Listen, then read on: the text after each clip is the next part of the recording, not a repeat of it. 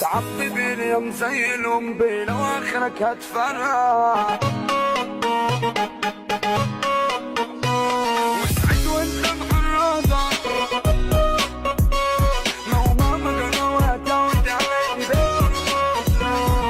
كيمو الدين. ما هو مش بالجسم عيل في عم البلف ده اخرك هوا بتقول في غزات يا منفس انت تنفس طب خد دوا اسم الله عليك كلامنجي المتحدث ده حلنجي هنا جيت مع وضعك شنجي فيلا وفكك من الصوصاوة ما شاء الله وكبر البحش طب خد عدلك ما تتنحش النظرات دي معايا ما تكون كرفة انا ما بكرفش بعد ما كان له طبع سنينات انفع الوضع نكتة فكك راضي بالك مش مظبوطة ولا جاية مع متعبي باليوم زي الأم لو آخرك هتفرق علشان فعلك في لسانك آخرك بس يا عم الجعجع غيركم مش بيصدع من بيكم مش مستعني ماما جنوة تعود على ايدي بالكربة تترسوى يرجع وانا استناك جاي طالبنا انا جاي معاك كرفك ايد انا جايباك والراجل اللي يكمل جو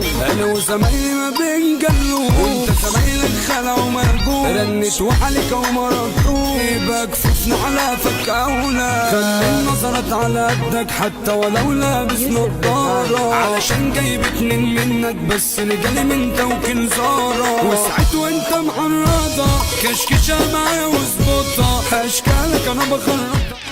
خيانة سلملي على السنيور قصدي لوز على النور خليها بقى تمسح رقمي وتفرمط ايوه صورة بالخازي بتعشيك وانت بتبصم عشيك فرع نورانية يفتح على حسك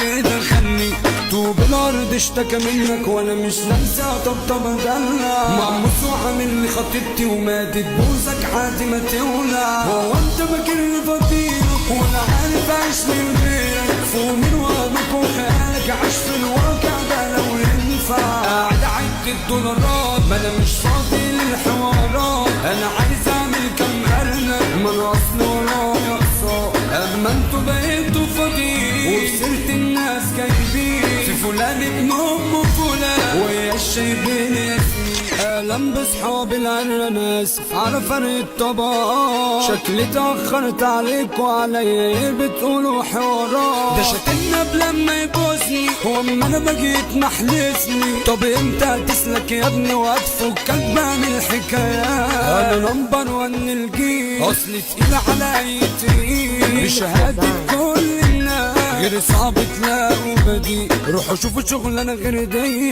ده اللي بيعملوا دي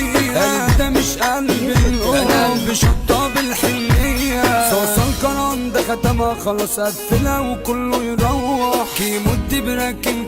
كله ده جنب واحد ومتنح Rejoignez les millions